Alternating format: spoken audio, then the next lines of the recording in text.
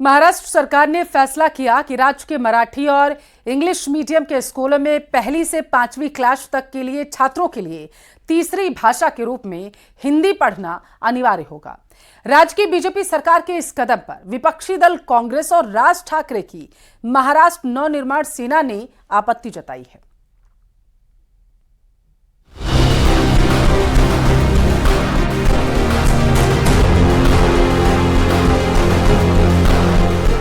Three language policy पर महाराष्ट्र में महाभारत। महाराष्ट्र में हिंदी भाषा पर सियासी संग्राम। राज ठाकरे ने छेड़ी जंग, महाराष्ट्र में टेंशन। तमिलनाडु के बाद अब महाराष्ट्र में थ्री लैंग्वेज पॉलिसी पर सियासी बखेड़ा खड़ा हो गया है। महाराष्ट्र की देवेंद्र फडणवीस सरकार ने राष्ट्रीय शिक्षा नीति 2020 के तहत राज्य में पहली से 5वीं कक्षा तक छात्रों के लिए हिंदी को तीसरी अनिवार्य भाषा बनाने का फैसला किया है। इसके तहत राज्य में मराठी और इंग्लिश मीडियम के स्कूलों में पहली से 5वीं तक हिंदी को तीसरी अनिवार्य भाषा के रूप में पढ़ाया जाएगा। जो नई शिक्षा नीति है उसको हम पहले से लागू कर रहे हैं, ये कोई नया नोटिफिकेशन नहीं है। शिक्षा नीति में हमारा ये प्रयास है कि सबको मराठी भी आनी चाहिए और साथ साथ अपने देश की भाषा जो है वो भाषाएं भी आनी चाहिए। तो मुझे लगता है कि इस माध्यम से जो केंद्र सरकार ने विचार किया कि हमारे देश में एक संपर्क भाषा होनी चाहिए, उस दृष्टि से ये प्रयास किया गया है। बाकी महाराष्ट्र में मराठी को कंपलसरी करना ये हमने पहले ही निर्णय लिया है। महाराष्ट्र में हर एक को मराठी सीखना ही होगा, लेकिन साथ साथ वो अंग्रेजी भी सीख पाएंगे, हिंदी भी सीख पाएंगे और कोई उनको लैंग्वेज सीखनी है तो वो भी सीख पाएंगे। फडणवीस सरकार के इस फैसले के बाद अब राजनीतिक घमासान शुरू हो गया है। राज ठाकरे की एमएनएस ने इस फैसले का विरोध करते हुए मुंबई में पोस्टर लगवाए हैं, जिसमें लिखा गया है कि हम हिंदू हैं, हिंदी नहीं। महाराष्ट्र नवनिर्माण सेना के अध्यक्ष राज ठाकरे ने सोशल मीडिया एक्स पर पोस्ट लिखा कि स्टेट स्कूल कैरिकुलम पाठ्यक्रम की योजना 2024 के अनुसार महाराष्ट्र में पहली कक्षा से हिंदी अनिवार्य कर दी गई है। मैं स्पष्ट शब्दों में कहूंगा कि महाराष्ट्र नवनिर्माण सेना इस अनिवार्यता को बर्दाश्त नहीं करेगी। हम केंद्र सरकार की ओर से हर चीज को हिंदीकृत करने के मौजूदा प्रयासों को इस राज्य में सफल नहीं होने देंगे। हिंदी राष्ट्रभाषा नहीं है।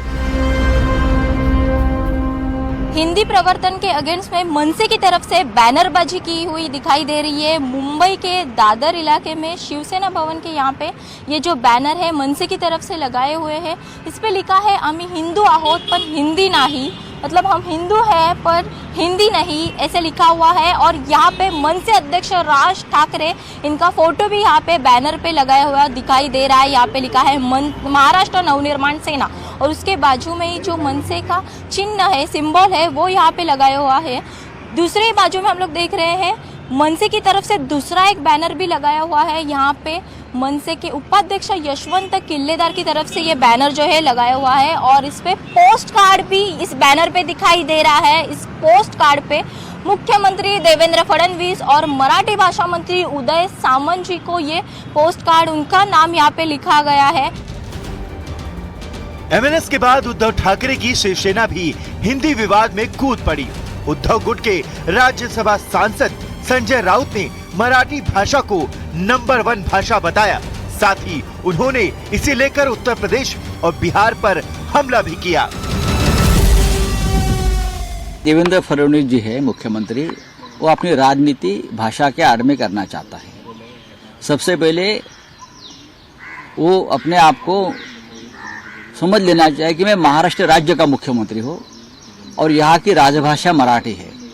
सबसे पहले महाराष्ट्र में मराठी जो है वो सख्त करो कि मराठी कंपलसरी करो, वो अब तक नहीं है। सिर्फ एक आदेश निकाल के सरकार का मराठी कंपलसरी नहीं हो सकती। मराठी यहाँ नंबर 1 भाषा है, राजभाषा है, हमारी मातृभाषा है। सबसे पहले मराठी को वो दर्जा मिलना चाहिए। यहाँ हिंदी थिएटर चलता है, यहाँ उत्तर प्रदेश हिंदी भाषा के भवन हम बनाए हैं भाषा का सम्मान करने के लिए। आप हमको क्या हिंदी पढ़ा रहे हो भाई? हम आपको पढ़ाएंगे हिंदी।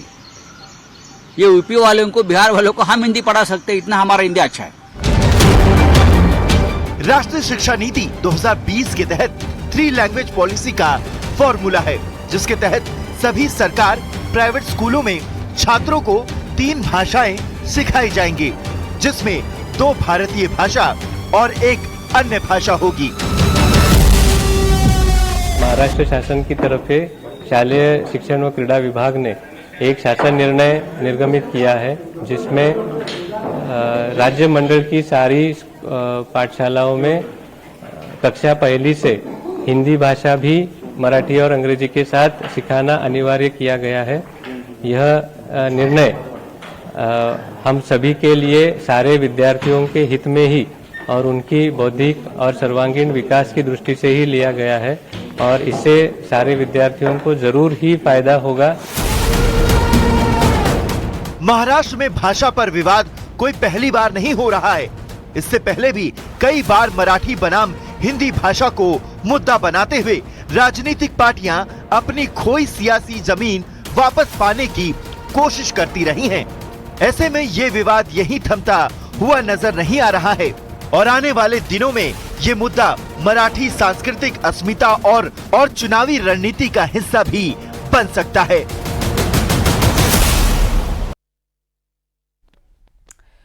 इधर पाकिस्तान को दुनिया के सामने एक बार फिर से शर्मसार होना पड़ा।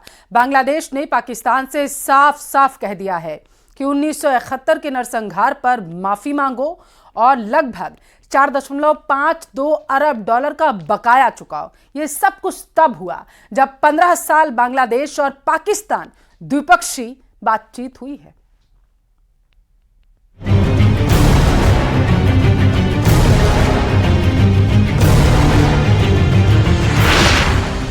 पाकिस्तान के जख्म पर नया वार।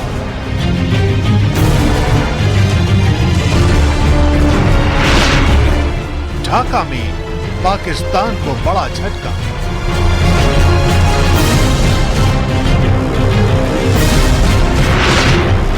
फिर शर्मसार हुआ पाकिस्तान।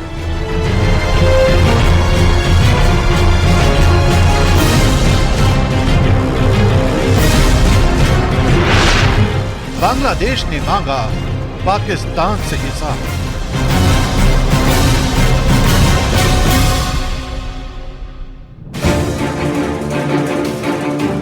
ढाका में हुई बैठक में जब बांग्लादेश के विदेश सचिव मोहम्मद जसीमुद्दीन ने दस्तावेजों की फाइल खोली तो पाकिस्तान की ओर से आई अमना बलोच सन्न रह गई।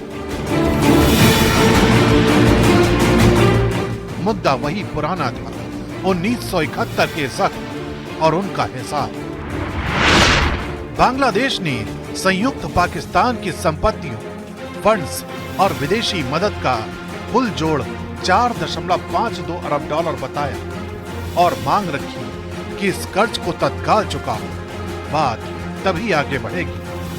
17 अप्रैल 2025 बांग्लादेश और पाकिस्तान के लिए एक नया दिन, क्योंकि 15 साल बाद ढाका के पद्मा गेस्ट हाउस में दोनों देशों के विदेश सचिवों के बीच वार्ता हुई। बांग्लादेश की ओर से विदेश सचिव मोहम्मद जसीमुद्दीन थे और पाकिस्तान की ओर से अमना बलोच अपने प्रतिनिधिमंडल की अगुवाई कर रही थी।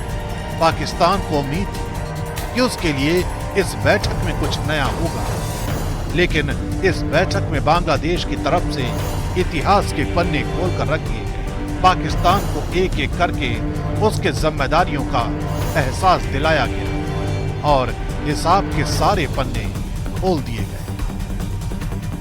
जरा गौर कीजिएगा कि पाकिस्तान की माली हालत वैसे ही तंग चल रही है। अपने सबसे बुरे दौर से गुजरते हुए पाकिस्तान ने अभी IMF के लोन पर संभलना शुरू ही किया था, लेकिन उसे क्या पता था कि एक और बम उसके सिर फूट पड़ेगा। पाकिस्तान ने जमात की मदद से शेख हसीना सरकार को सत्ता से बेदखल किया। बांग्लादेश को फिर से पूर्वी पाकिस्तान बनाने का सपना देखा, लेकिन अब ये सपना मुफ्त में नहीं देख सकेगा। इसकी कीमत बांग्लादेश ने $4.52 अरब तय की है। विदेश सचिव की बैठक के दौरान बांग्लादेश ने अपने 1971 से पहले का सारा बकाया मांग लिया। 1970 के भोला चक्रवात के बाद पूर्वी पाकिस्तान के लिए भेजी गई 20 करोड़ डॉलर की विदेशी सहायता भी पाकिस्तान डकार गया था। ये हिसाब भी पाकिस्तान पर बकाये का हिस्सा था। यानी इस मुलाकात के बाद पाकिस्तान की उम्मीदों पर पानी फिर गया। बैठक से बड़ी खबर ये निकली कि बिना माफी और बिना हिसाब के बाद एक भी कदम आगे नहीं बढ़ेगी। और अब 27 अप्रैल को पाकिस्तान के डिप्टी पीएम और विदेश मंत्री इशाक डार ढाका आ रहे हैं। सवाल यही है कि क्या पाकिस्तान अब इतिहास से माफी मांगेगा?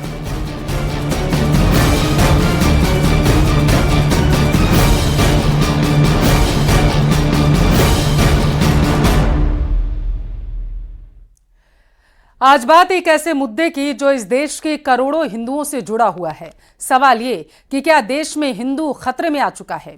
ये सवाल इसलिए क्योंकि भोपाल हो, दिल्ली हो या फिर बंगाल, हर जगह पलायन का सवाल है। एक तरफ बंगाल जल रहा है, हिंदू हिंसा का शिकार हो रहा है, तो दूसरी तरफ अब दिल्ली में एक युवक के मर्डर के बाद पलायन का डर है। लोग खौफ में हैं और अपना घर छोड़ने को मजबूर हैं। आरोप है घेरे में मुस्लिम समुदाय आ चुका है, जिस पर मर्डर का आरोप है। दिल्ली के सीलमपुर इलाके में तनाव का माहौल है और आज बुलेटिन में दिल्ली की बात हम कर रहे हैं, बंगाल की बात भी होगी। साथ ही baत हो रही है भोपाल की, जहां संघ की एक बड़े सर्वे में चौंकाने वाला खुलासा हुआ। लेकिन जब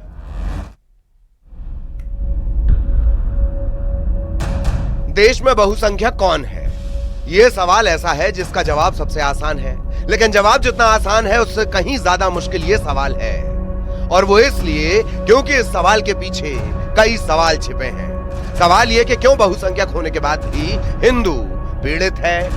क्यों कभी सीएए के नाम पर तो कभी वक्फ के नाम पर या कभी किसी और वजह से हिंदू को हिंसा का शिकार होना पड़ रहा है? क्यों धार्मिक जुलूसों में हिंदुओं पर नफरत के पत्थर बरस रहे हैं? और क्यों हिंदू अपना ही घर छोड़ने को मजबूर है? घटना कई है, सवाल कई हैं, लेकिन जवाब एक भी नहीं। यही सच्चाई है और इस बार ये सच निकला है एक मां की जुबान से।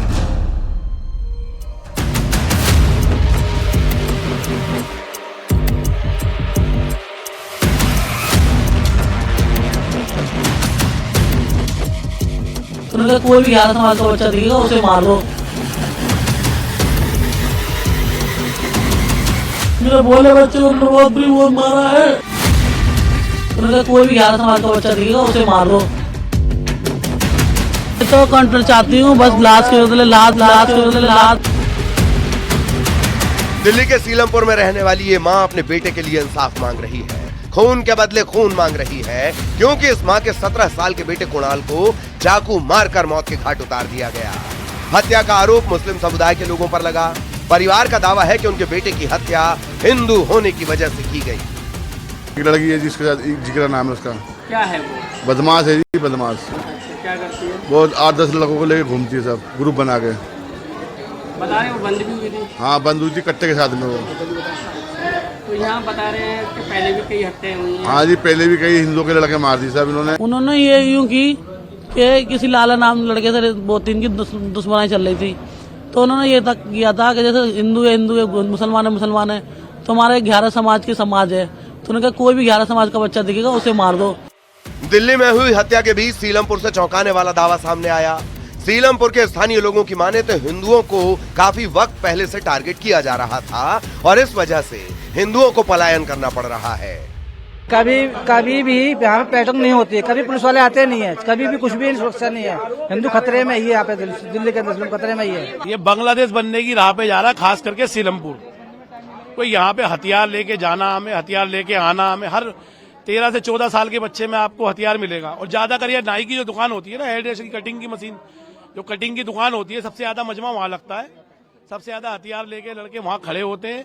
आने आने वालों को रोकना टोकना, लूटा पाटी खुलेआम होता, प्रशासन का कोई कंट्रोल नहीं है। दिल्ली में नाबालिग के मर्डर के बाद इलाके में तनाव है, दो समुदायों के बीच गहमागहमी है और अब उत्तर प्रदेश के मुख्यमंत्री योगी आदित्यनाथ का नाम लिखकर मदद की गुहार लगाई जा रही है। ऐसी ही पुकार पश्चिम बंगाल से भी आई है। जहां मुर्शिदाबाद में हिंसा के बाद हिंदू पलायन को मजबूर हैं। बंगाल में हिंदुओं के साथ ऐसी बर्बरता की गई जिसे सुनकर भी रूह कांप उठे।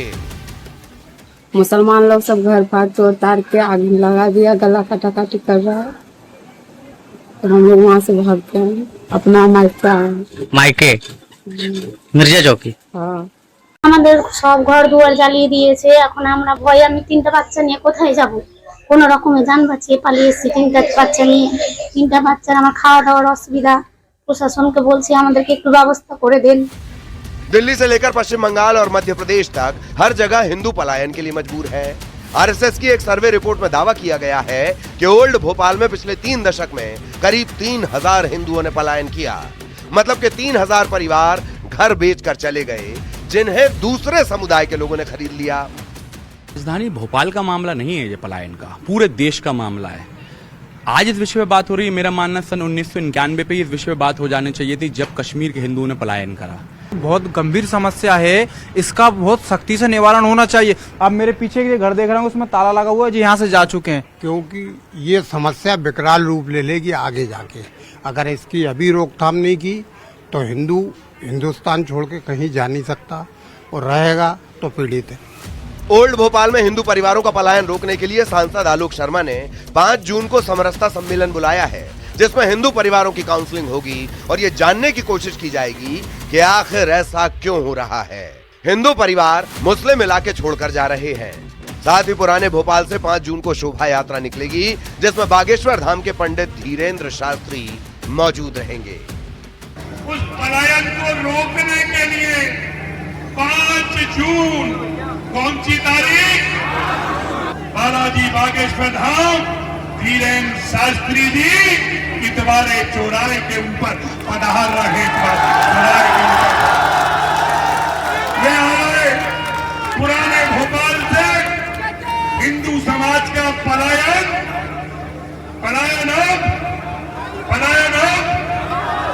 अब नहीं होगा। देख लिया आपने, सुन भी लिया होगा कि कैसे हिंदू पीड़ित है, लेकिन सवाल यही है कि आखिर क्यों। सवाल का जवाब तलाशने की जरूरत है। Bureau report, news 18।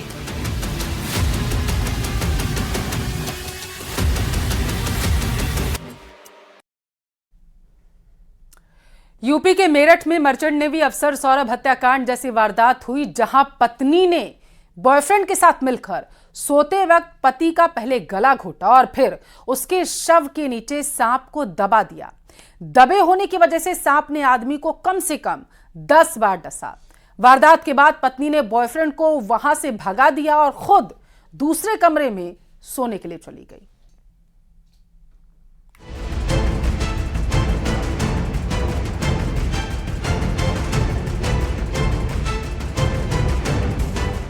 मेरठ में सौरभ की हत्या के आरोप में उसकी पत्नी मुस्कान और उसका प्रेमी साहिल जेल की सलाखों के पीछे हैं। वहीं अब मेरठ से ही हूबहू ठीक ऐसा ही मामला सामने आया है, जहां आरोप है कि बॉयफ्रेंड की चाहत में महिला ने अपने पति की हत्या करवा दी। मेरठ के बहसुमा थाना क्षेत्र के अकबरपुर सदांत गांव की ये घटना है। पुलिस ने आरोपी महिला रविता और उसके प्रेमी अमरदीप को गिरफ्तार किया है। हाल ही में यहाँ रहने वाला अमित अपने बिस्तर पर मृत पाया गया। हैरत की बात यह भी थी कि उसकी लाश के पास कोबरा बैठा हुआ था और दावा किया जा रहा था कि उसकी मौत सांप के डसने से हुई है। पुलिस ने जब जांच शुरू की तो ये मामला संदिग्ध नजर आया। आरोपियों ने मौत को दूसरा ही रंग देने की कोशिश की थी, लेकिन वो पुलिस की आंखों में धूल नहीं झोंक पाए। पोस्टमार्टम रिपोर्ट में हकीकत से पर्दा उठ गया। दरअसल पोस्टमार्टम रिपोर्ट के मुताबिक अमित की मौत दम घुटने से हुई थी। पुलिस ने जब सख्ती से पूछताछ की तो अमित की पत्नी रविता टूट गई। उसने अपनी और अपने बॉयफ्रेंड अमरदीप की करतूत पुलिस के सामने रख दी। दोनों ने अमित की गला दबाकर हत्या की थी। सपेरे से 1000 रुपए में सांप खरीदा गया था।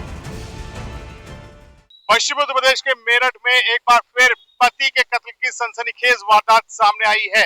पत्नी ने बॉयफ्रेंड के साथ मिलकर पति को मौत के घाट उतार दिया और इसकी फुल प्रूफ प्लानिंग भी की। उसके बाद डॉक्टर से भी विषय में राय ली गई और उसके बाद जब ये हत्या का एक केस समझ में आया और परिजनों से तहरीर ली गई, उसके बाद पुलिस ने तत्काल जांच करना शुरू किया और जब मुकदमा दर्ज करने के तत्काल बाद ही इन दोनों की गिरफ्तारी की गई। पूछताछ में उन्होंने बताया कि इनका लगभग 1 साल प्रेम संबंध था और उस व्यक्ति को, मृतक को पता लग गया था और आपस में इनके बीच में झगड़ा होता था। अमित का गला दबाने के बाद सांप को वहीं बिस्तर पर छोड़ दिया गया। सांप से अमित को डसवाया भी गया, लेकिन उसका जहर उसके शरीर में नहीं फैला क्योंकि अमित की पहले ही मौत हो चुकी थी। ब्लड सर्कुलेशन रुकने से सांप का जहर नहीं फैला। घटना वाली रात अमित खाना खाकर अपने बिस्तर पर सोने चला गया, लेकिन रात में ही उसका कत्ल कर दिया गया। मुस्कान, संगीता के बाद रविता अपने पति की हत्या में लिप्त पाई गई। फिलहाल इस हत्याकांड की चर्चा भी हर जुबान पर है। मेरठ से न्यूज़ 18 के लिए निखिल अग्रवाल की रिपोर्ट।